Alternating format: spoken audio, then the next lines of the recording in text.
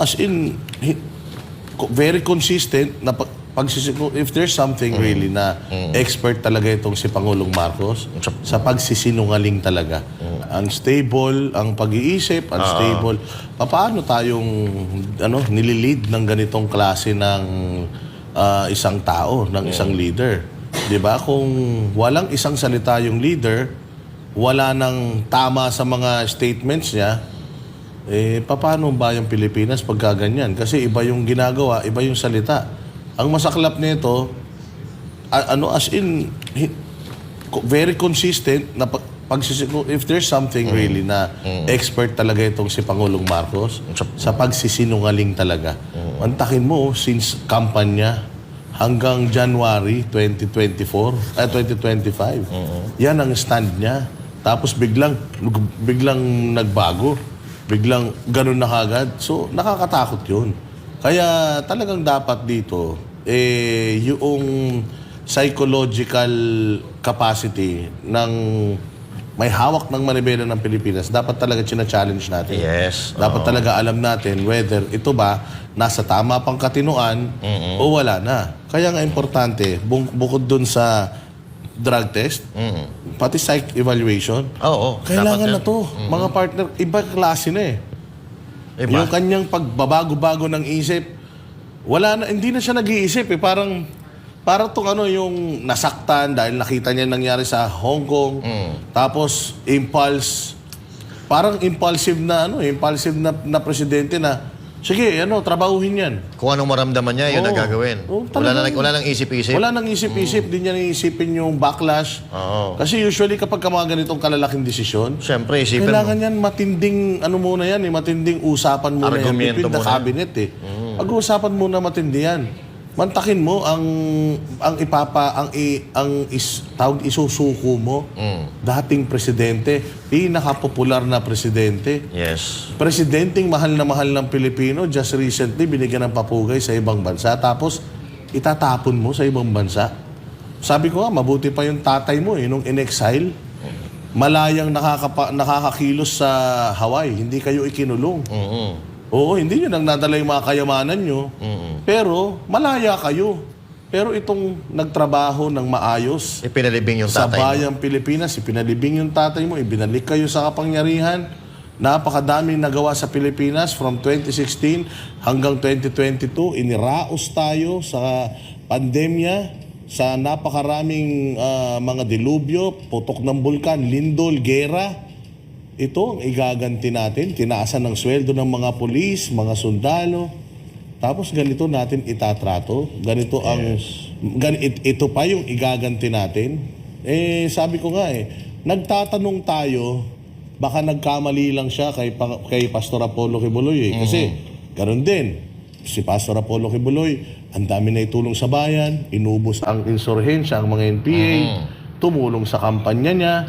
Pero ginanon niya pa Akala ko, isa lang. Pero sabi ko nga we underestimated the evil of Bongbong Marcos. Yung kanyang kadimonyohan, in-underestimate natin. Akala ko talaga walang taong ganito kasama. Akala ko talaga, even si General Torre, I know, masamang tao si General Torre for what he did in KOJC. Yes. Pero with all the bashing na natatanggap niya from KOJC, inulit niya pa ngayon. Yes. So mga pathological, mga diktador talaga, tsaka mga fascist. There's something to them. Medyo questionable. Parang hindi na sila nasasaktan Wala na silang pakiramdam. Kaya yun, masasabi natin na walang pakiramdam kasi yung pakiusap nga ng mga Pilipino and even pakiusap ng pamilya ng dating Pangulo is hindi na po nila pinapakinggan. Kasi katulad nga ng sinabi ko kanina na kapag inutusan sila ng ganito, sila na ang hari dyan. Wala nang makakapigil sa kanila hanggat hindi nila naisa sa katuparan yung gusto nilang mangyari.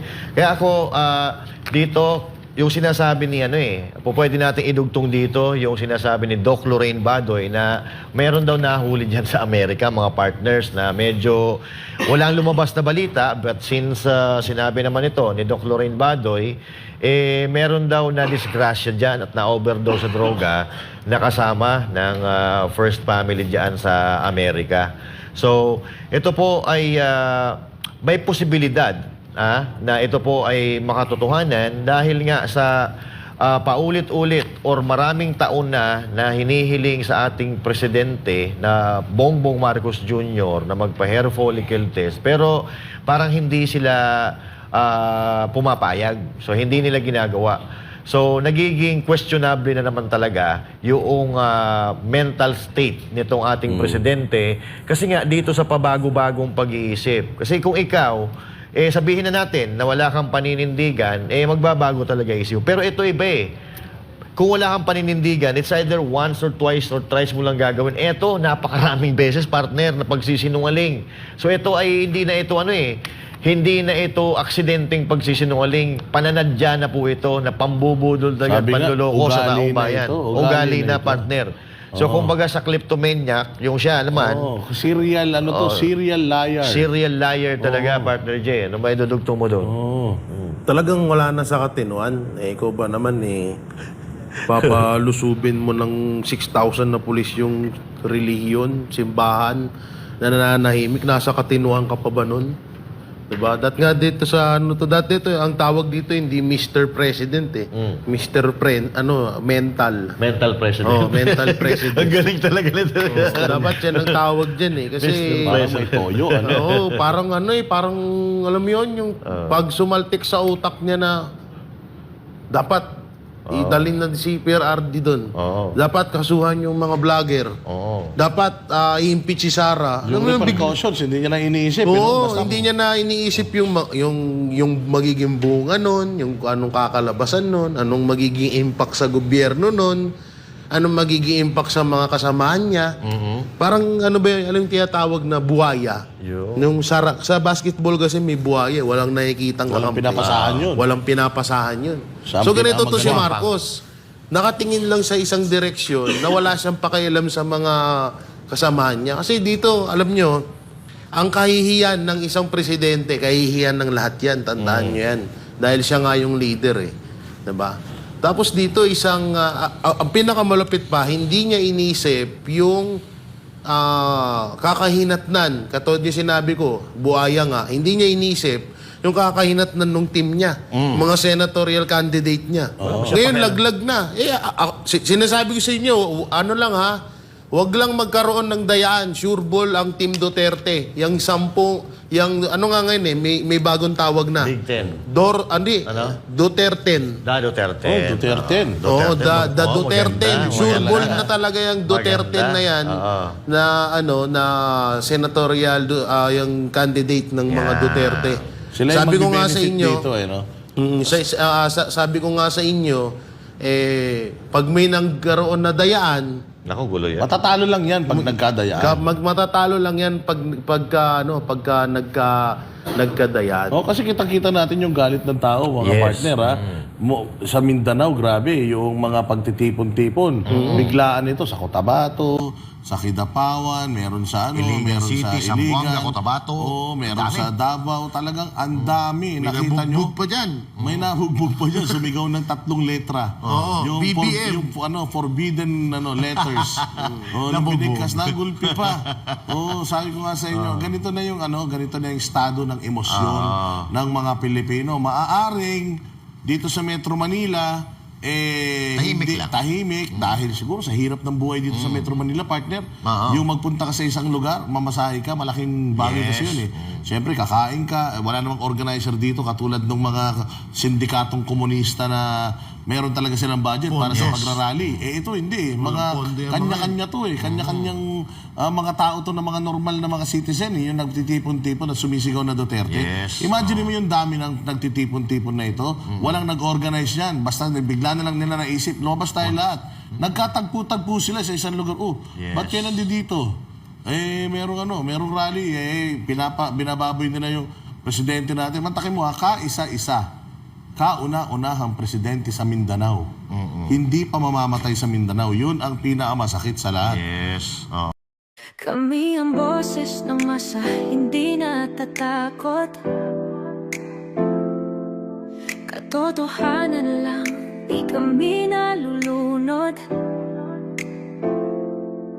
Walang bahid ng sismis, lahat ay totoo. Pag mali ka, babanatan ka. Walang pinipili kulay, wala kaming kinikilingan. Basta para sa bayan, kami lalaban. Pagdama palakpakan, pag mali banatan. Di matitinag, di matatakot, para sa bayan tuloy ang sigaw. Sa harap ng kamera, walang halong takot. Mga baluktot, lahat kayo'y tutumba. Ang hustisya at totoo, yun lang ang mahalaga. Kahit sinong harang, di kami matitinag. Walang pinipiling kulay, wala kaming kinikilingan. Basta para sa bayan, kami lalaban. Pagtama palakpakan, pag mali banatan. Di matitinag, di matatakot, para sa bayan tuloy ang sigaw. Kung nasa tama ka, ikaw ay aming kasama. Pero pag mali ka, handa ka na bang mabasag? Banateros kami, walang inuurungan. Dahil bayan muna, bago ang sarili.